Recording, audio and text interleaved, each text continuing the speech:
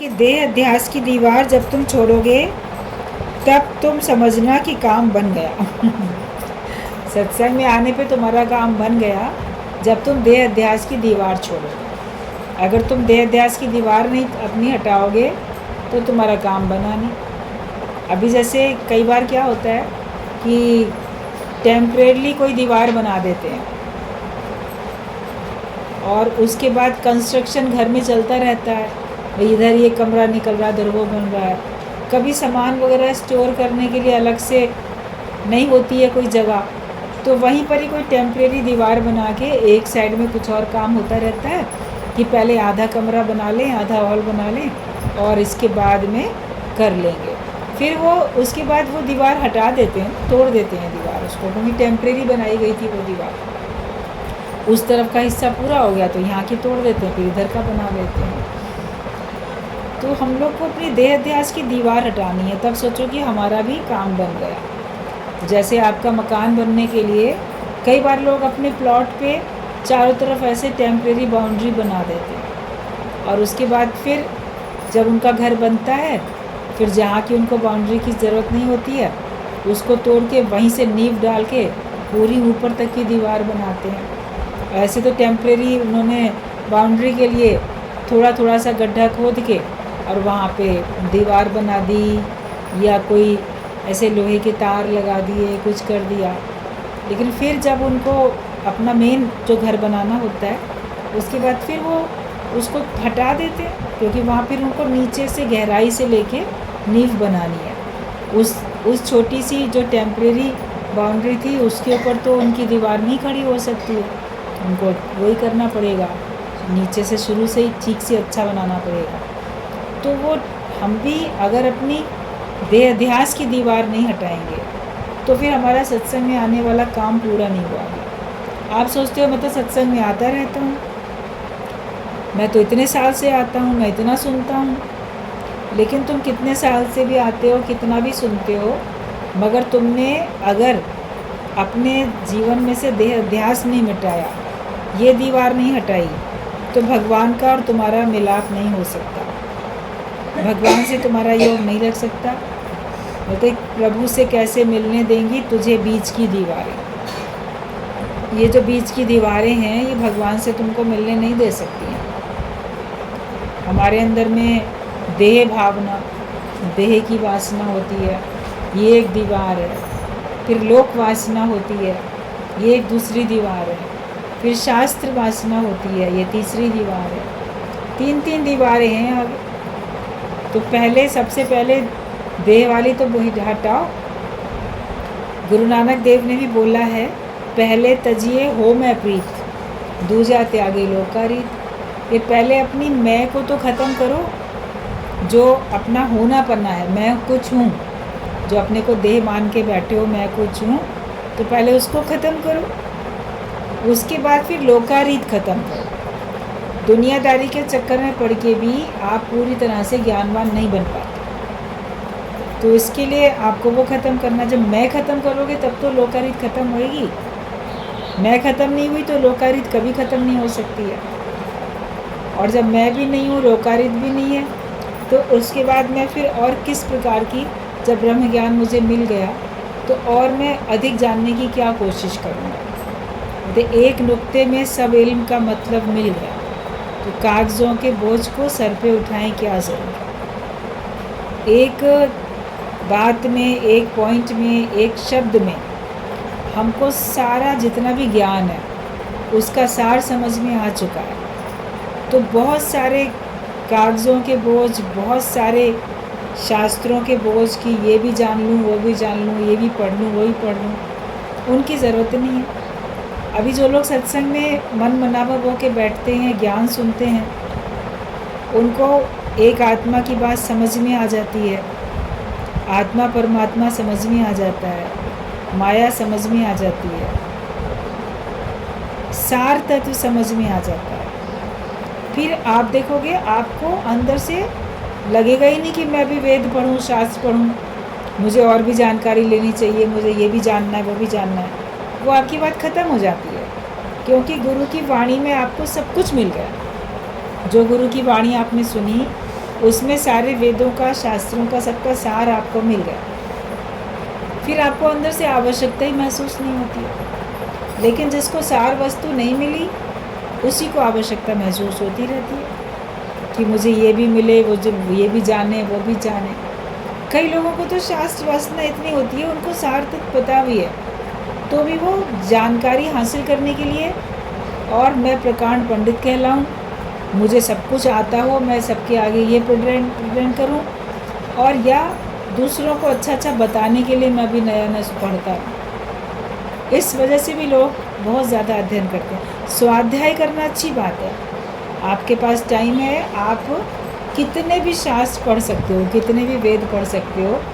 आप नए नए जो भी उपनिषद हैं या ग्रंथ हैं या जो भी दृष्टांत हैं, आप कुछ भी जानकारी लेने के लिए कुछ भी कर सकते हो, उसकी मना नहीं है। लेकिन एक अंदर में उसमें अटकाव हो जाए, हमारा मन उसमें अटक के रह जाए, वो चीज़ गलत है, तो वो शास्त्र वासना होती है। तो ये सब दीवारें हैं हमारी, जब तक ये दीवारें नहीं हटेंगी तब तक हमारा योग परमात्मा से लगेगा नहीं। भगवान के लिए अपने को अच्छा बना लो।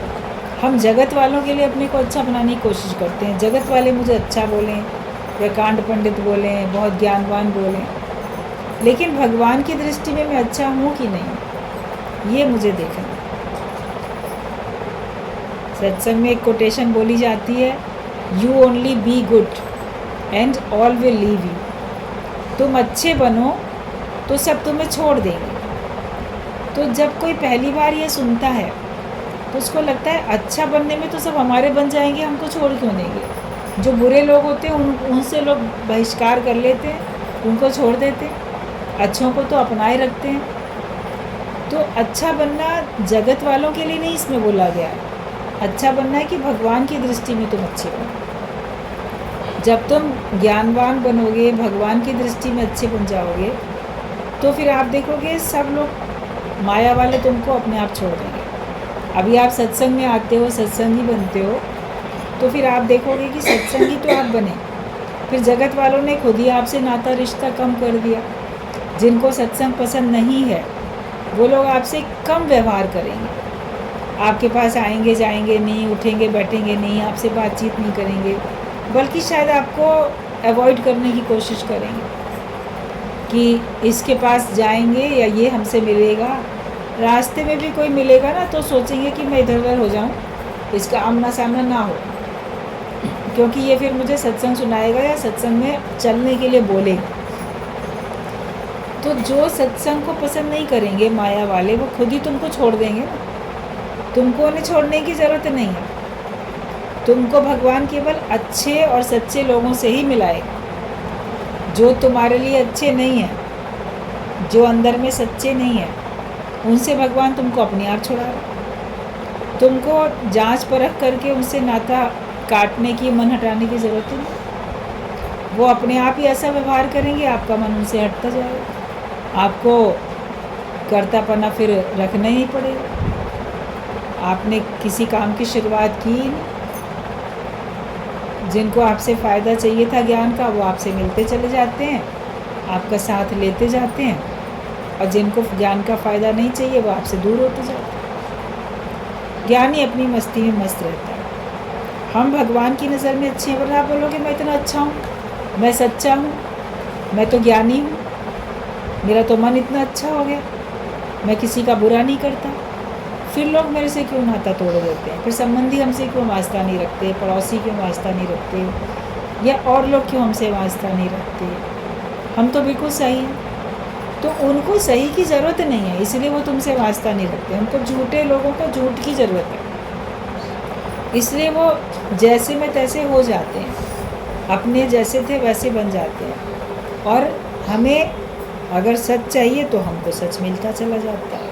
तो जिसको जैसा चाहिए होगा, जैसा भाव होगा, उसके वैसे ही होता चला जाएगा। तो हम देह अध्यास की दीवार अपनी मिटाते जाएं। अपने को मिटाओ तो सारी दीवारें मिटेंगी, या अपने को मिटा दो तो सारी दीवारें मिटती चली जाएंगी। मरने वाले का किसी को दुख नहीं होता, सब कारोबार उसके वैसे ही चलते रहते हैं। जब कोई मिट जाता है, दुनिया से चला जाता है, तो आप देखो कि उसके सारे कारोबार वैसे ही चलते रहते हैं। जहाँ मोह है तो वहाँ पे आपको उसकी कमी महसूस होती है। संग दोष है, जैसा संग करते हैं तो आपको कमी महसूस होती है। लेकिन फिर आप देखते हो जब आपको सही समझ मिल जाती है तो आप देखो कि सारे काम चल रहे हैं। किसी के दुनिया से जाने से कोई काम रुक थोड़ी जाता। तो आप अपने को बी नथिंग कर लोगे तो आपका कारोबार फिर भी चलता रहेगा। जीते जी मर के देखो, एक मुर्दे का कारोबार चल जाता है तो तुम जीते जी अगर अपने को गुम करोगे तो देखो कि तुम्हारा कारोबार नहीं चल रहा, तुम्हारा भी चल रहा। लेकिन हम जब तक जीवित हैं तो हम सोचते हैं मेरे बिना ना काम नहीं चलेगा, मेरे बिना ये काम अच्छा नहीं होगा, मेरे बिना ये काम नहीं चलेगा। तो हम अपने को अटकाए रखते हैं, देह में भी और लोकारीत में भी और जगत के कार्यों में भी। अपने को हटाओ, अपने को गुम करो और गुम होके नज़ारा इस सारे संसार का देखो। अगर सबसे सुख प्राप्त करने की आशा तुम निकाल दो तो तुम्हें कभी दुख नहीं होगा। तुमको दुख लगता है इसका मतलब है तुम अभी आशा रखते हो और तुम स्वार्थी हो।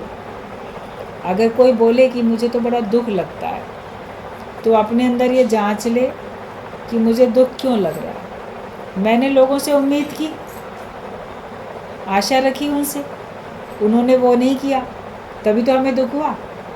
और हमने आशा क्यों की? क्योंकि हम स्वार्थी हैं। हम चाहते हैं मेरी बात मानी जाए, हम चाहते हैं मेरा काम बन जाए। तो स्वार्थ से हम प्रेम करते हैं किसी को, फिर दोष दूसरे पे देते हैं और फिर दुखी भी खुद होते हैं।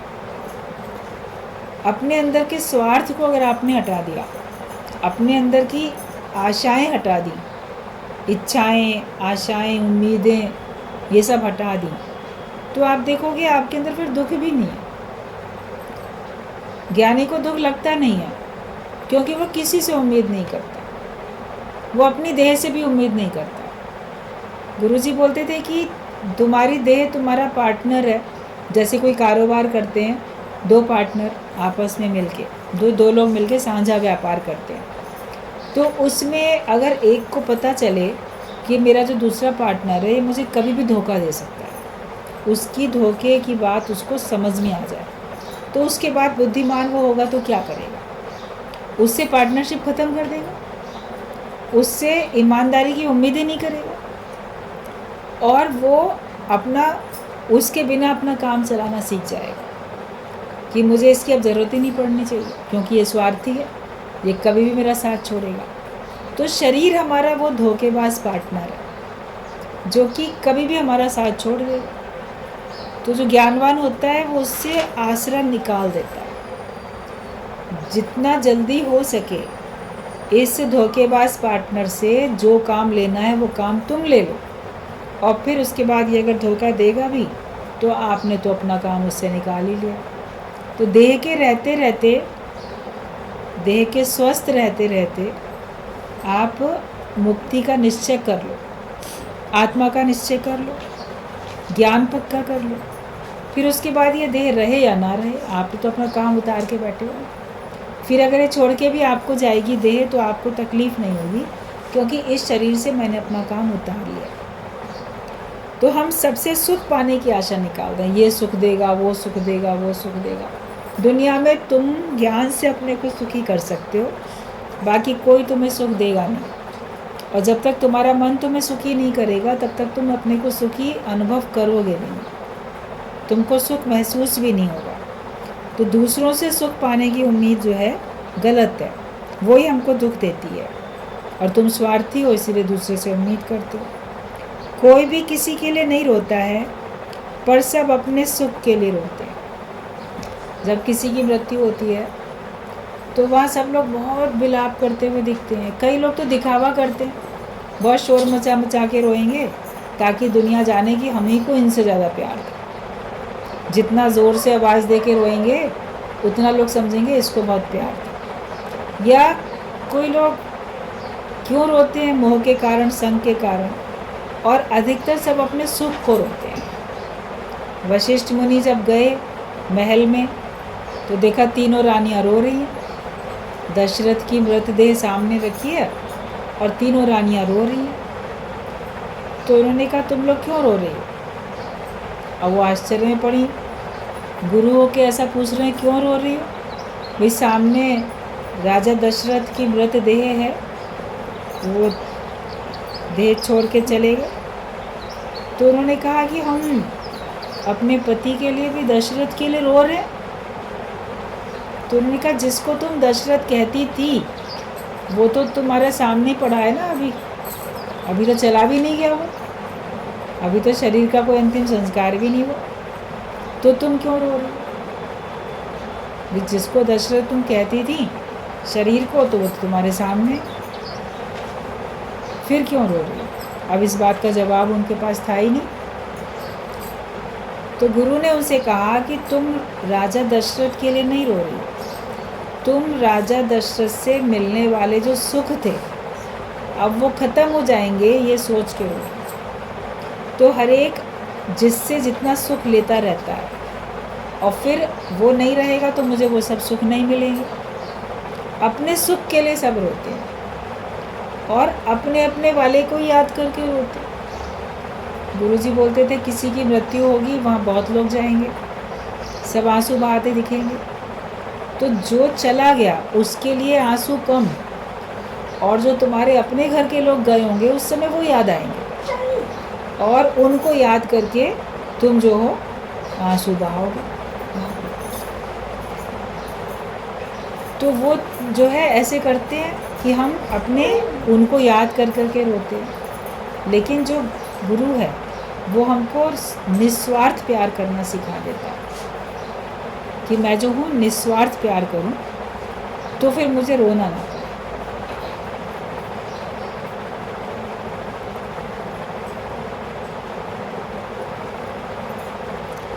तो हर एक अपने सुख के लिए रोता है। दूसरी बात है संग दोष। भाई एक तो हो गया भी अपने सुख के लिए रो रहे हो, दूसरी बात है कि संग दोष है। जैसे को संग करते हो, रोते हुए को देख के आपको भी रोना आ जाता है। आप वैसे नहीं रोना चाहते थे, लेकिन रोने वालों को देख के आपको भी रोना आ जाता है, क्योंकि उनका संग आप उस समय कर रहे हो तो आपको रोना आता है। फिर जब आप ज्ञान का संग करते हो, गुरु का संग करते हो, तो आपके आंसू फिर रुक जाते हैं, फिर सूख जाते हैं आंसू।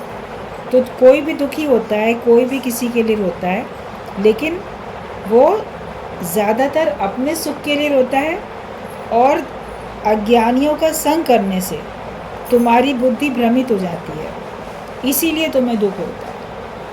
अज्ञानी व्यक्तियों का संग करते हो तो तुम्हारी बुद्धि भ्रमित हो जाती है, इसीलिए तुम भ्रमित हो जाते हो, तो तुम दुखी होते रहते हो। ज्ञानवान का संग करोगे तो तुम दुखी नहीं होगे। अगर जिनके बीच में बैठे हो उसके बावजूद भी आपको दुख हो रहा है, तो सोचो कि आप अज्ञानियों के बीच में ही बैठे हो। और किसका संग करते हो? अगर हम अपने मन का संग करते हैं, मन तो हमारा मन अभी ज्ञानवान नहीं है, हमारा मन अभी अज्ञानी है, इसीलिए हमको दुख हो रहा है।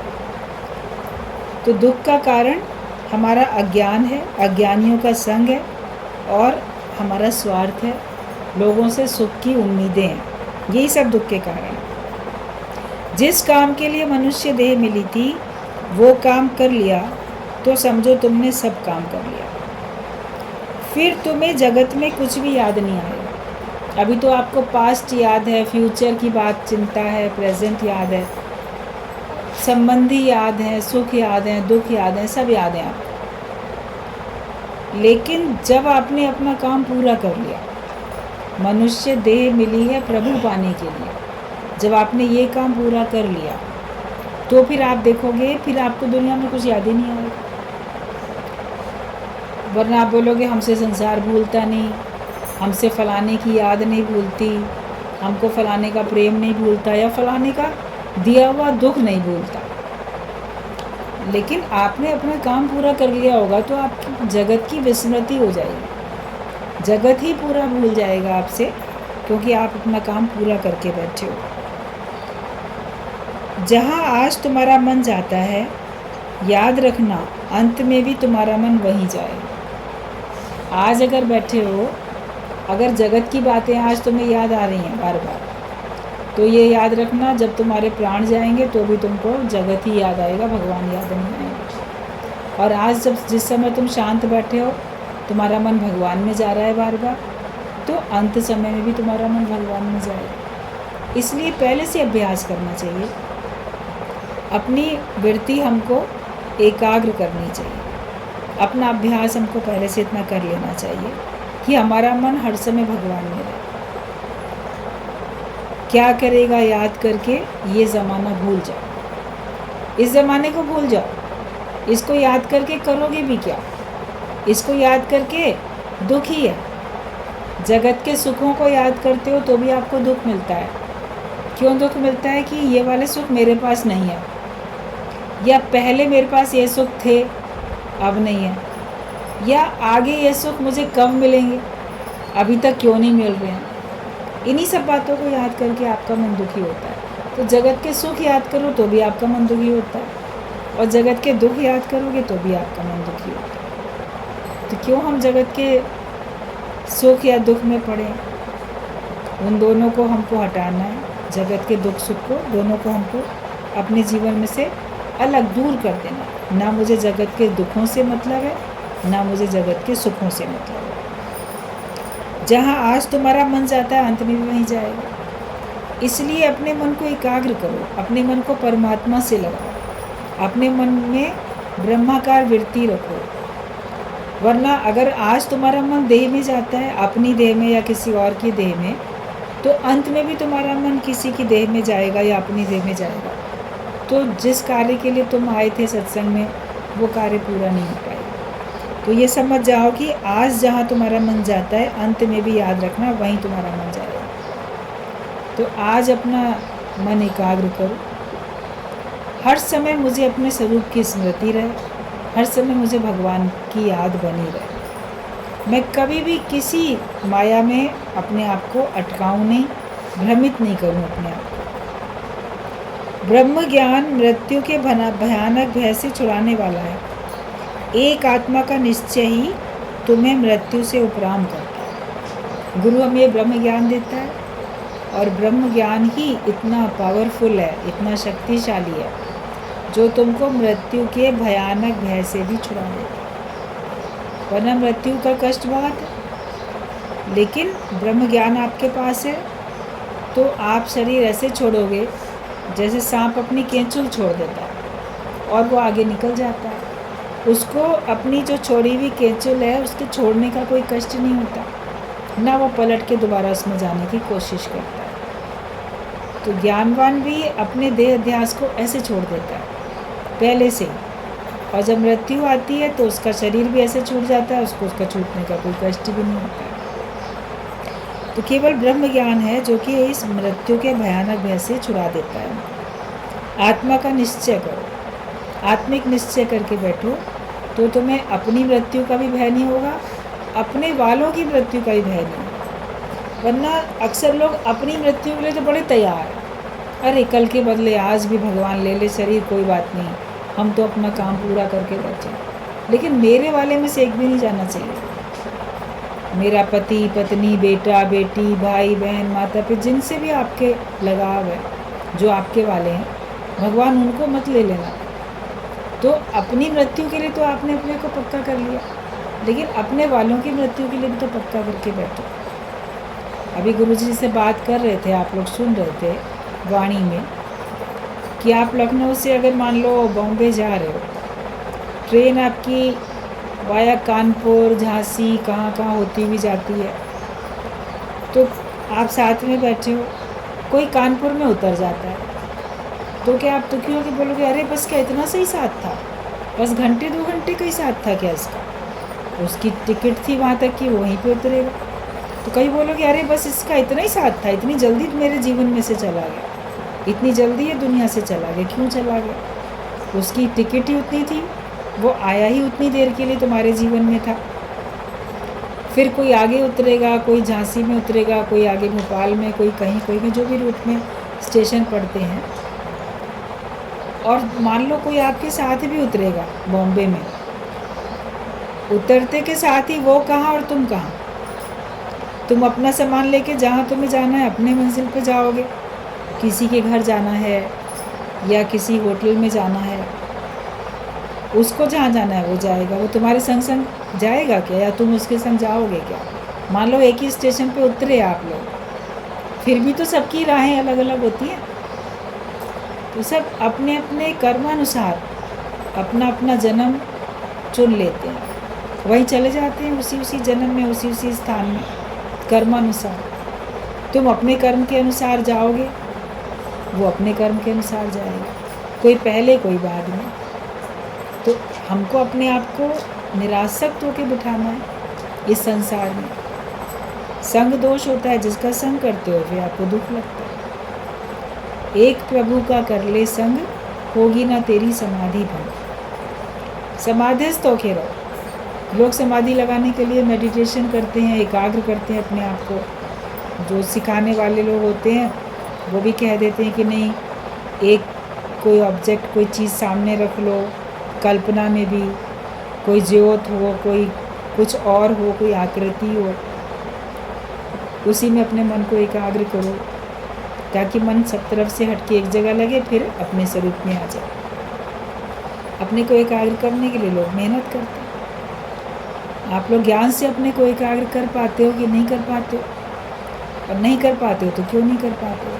इच्छाएं ही तो हैं जो हमको सारे जगत में भटकाती हैं।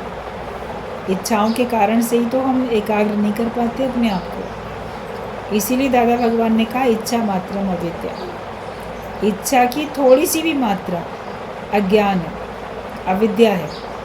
तो इसलिए अपने को इच्छा रहित बनाते जाओ। जगत की कोई इच्छा मेरे अंदर में ना हो, बस एक शुरू में चाह उपजी, शुभ इच्छा हुई परमात्मा को पाने की, उसको पाने के लिए चल पड़े, उसको अंदर में अनुभूति हुई कि मैंने प्राप्त कर लिया भगवान, आपकी सारी इच्छाएं फिर समाप्त हो जाती हैं। गुरु का बंधन इसीलिए होता है कि तुमसे जगत का और मन का बंधन टूटे। ऊपर से गुरु को रखना इसीलिए ज़रूरी होता है कि ताकि हमसे संसार के बंधन टूट जाएं, और जो मेरा मन मुझे बांध के बैठा है उससे मैं छूट जाऊँ। अगर गुरु नहीं होगा तो आपको माया से कौन छुड़ाएगा? निर्बंधन कौन करेगा? लोकारीस से कौन छुड़ाएगा? अज्ञानता से, विकारों से कौन छुड़ाएगा? तो इसलिए उसका होना ज़रूरी है। और गुरु का उपदेश, गुरु की बातें, उसका ज्ञान, वो आपको आपके स्वरूप में टिका देता है। आप अपने स्वरूप में स्थित हो जाते हो। इसीलिए गुरु की हमको आवश्यकता भी होती है। शरीर का सहारा तुम नहीं लो, और शरीर कुछ करता है तो तुम उसको सजा देते हो। लेकिन क्या केवल शरीर ने कार्य किया? शरीर से कार्य कराया तो मन ने। आपका शरीर तो जड़ है, मन जैसा उसको निर्देश करता है वो वैसे ही कार्य करता है। लेकिन मन के कारण से हुआ अच्छा या बुरा कर्म, लेकिन अच्छे बुरे का जो फल है वो आप अपने शरीर को अधिक देते हो, उसको मेन उसी को दे देते हो। हालांकि जो कर्म दोनों मिलके करते हैं, तन और मन, भोगते भी दोनों लोग मिलके हैं। एक बार बात बताई जा रही थी सत्संग में, गुरुजी ने कहा माँ होती है कोई, वो बच्चे की गलती पे अपने बच्चे को चटाक चटाक खूब 2-4 थप्पड़ कस कस के मार देती है। थप्पड़ लगाती है उसको ज़ोर ज़ोर से। छोटा बच्चा, गाल उसके बिल्कुल लाल हो गए, फिर बहुत रो रहा है। फिर उसे चुप भी कराती है, रोते भी नहीं देखती, चुप भी कराती है। लेकिन फिर मोह के मारे वो अपने हाथ को अगर पनिशमेंट देती है, अरे इस हाथ से ना मैंने अपने बच्चे के गाल पे थप्पड़ मारा, अब मैं इस हाथ को देती हूँ सज़ा, इसको किसी तरीके से हम कष्ट दें हाथ को। तो मोह के कारण ऐसा करती है। तो क्या वो सही करती है? और हाथ ने अगर किया तो तुम्हारे मन ने कहा ना कि मारो थप्पड़, तब तो मन को नहीं देते सज़ा, उस समय हाथ को दे देते हैं। गुरु बताता है कि तुम तन और मन दोनों को समझो और दोनों से उपराम हो जाओ।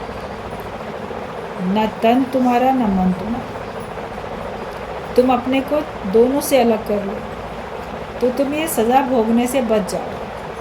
क्योंकि तन और मन ही तो भोगते हैं दुख या सुख। लेकिन अगर हम ना में मन ही रहा ना में तन ही रहा, दोनों से अगर हम अलग हो गए तो ना हम सुख भोगते हैं ना हम दुख भोगते हैं, हम अपने आत्मिक आनंद में रहते हैं।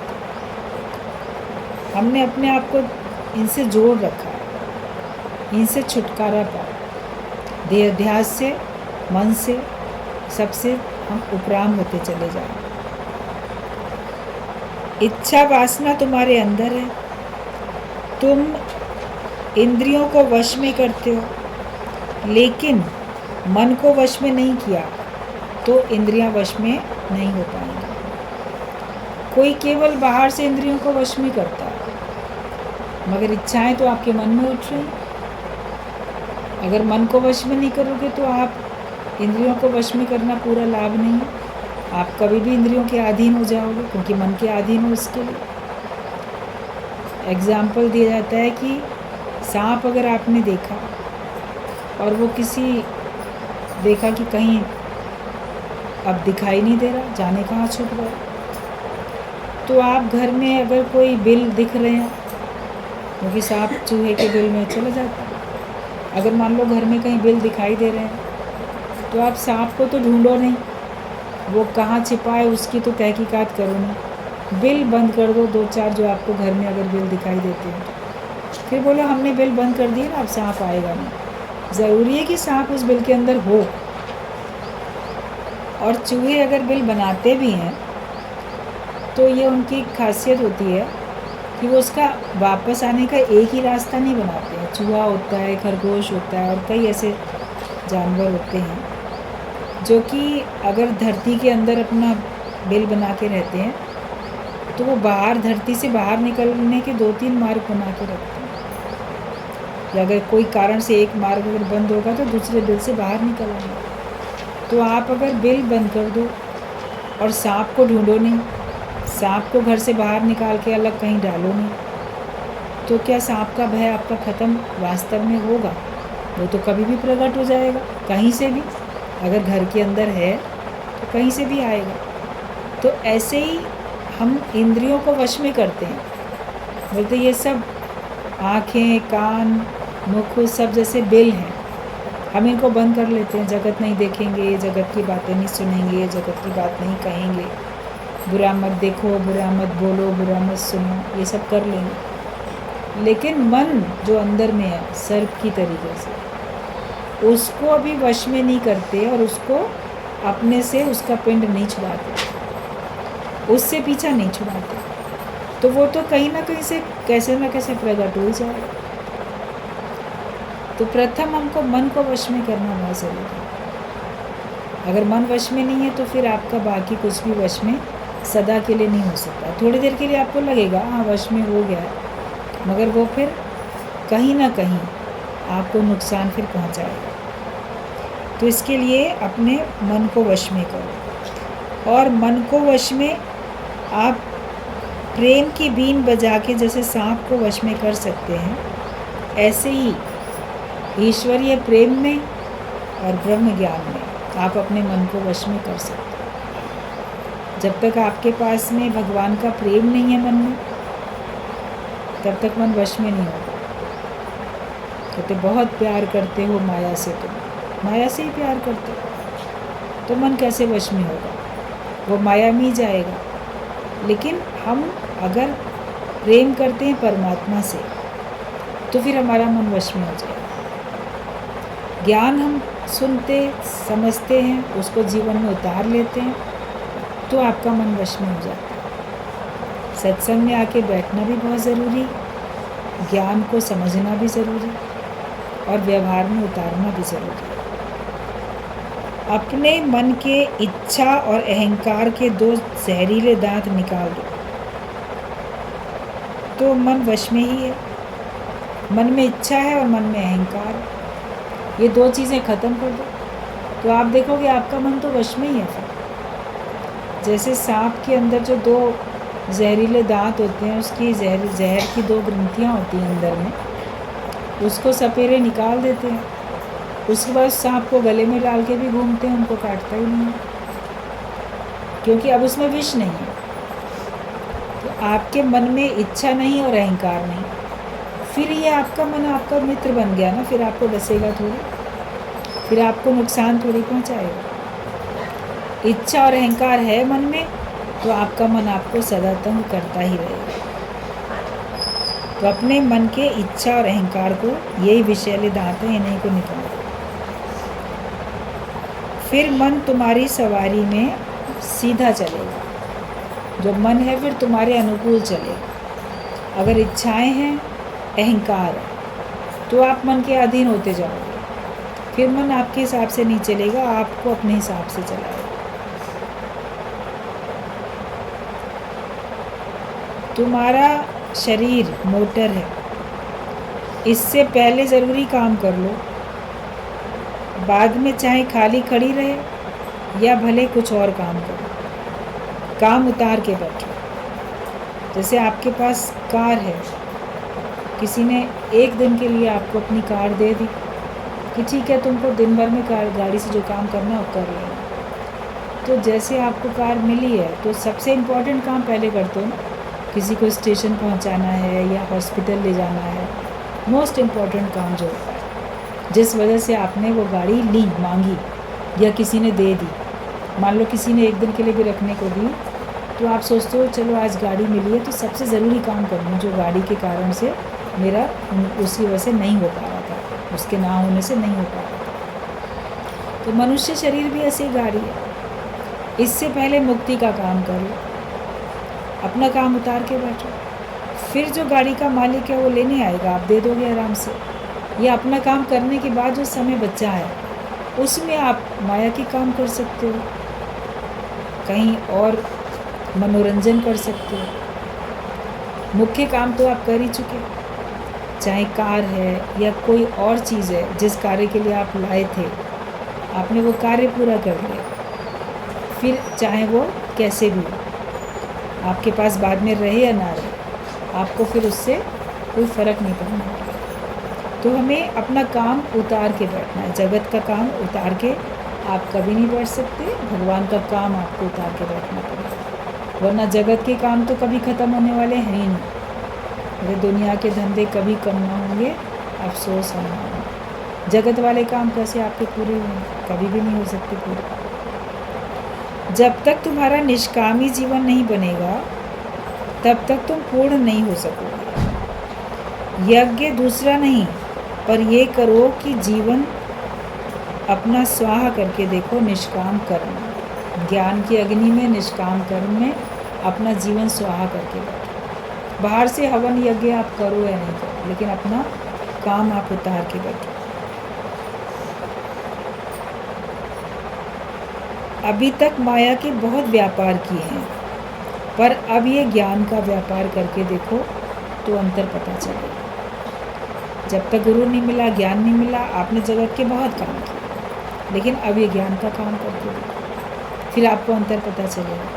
दादाजी ने कहा कि मैंने अपने जीवन के 40 साल माया में दिए और 40 साल मैंने सत्संग में दिए, तो मुझे अंतर पता चलता है कि देखो वो जो जीवन था कैसा था और ये जीवन है तो कैसा जीवन है। आपने जितना भी समय माया में दिया है, लेकिन उसके बाद जितना भी आपका समय सत्संग में गया, उससे भी तो अंतर पता चल जाता है कि आखिरकार जो मैंने पहले माया में समय दिया उसने मुझे क्या दिया, क्या हासिल हुआ, और जो हमने सत्संग को समय दिया उससे हमको क्या मिला। डेफिनेटली आपको सत्संग में जो समय दिया उससे अधिक लाभ महसूस हुआ होगा। कुछ नुकसान नहीं पड़ता है, अगर कुछ नुकसान दिखता भी है तो एक बड़े लाभ के लिए छोटा छोटा नुकसान हो जाता है, लेकिन हम बदले में परमात्मा को पा लेते हैं, एक बड़ा लाभ हमको मिल जाता है। तो सारे व्यापार किए हैं, अब ये ज्ञान का व्यापार सब करके देखो, फिर आप देखोगे कि आप नुकसान में नहीं हो। वरना लगेगा कि हम तो बड़े नुकसान में, हमारा जीवन तो व्यर्थ चला जा रहा है। आज से ही ज्ञान का कार्य शुरू करो, ज्ञान का व्यापार शुरू कर दो, सत्संग का लेना देना शुरू कर दो, ज्ञान का लेना देना जीवन में उतारो ज्ञान को, और दूसरों के जीवन में उतारने के लिए प्रेरणा देते चले जाओ। फिर ये व्यापार आपका विरला व्यापार है। यही काम करना है सबको, दूसरे कोई काम नहीं करना।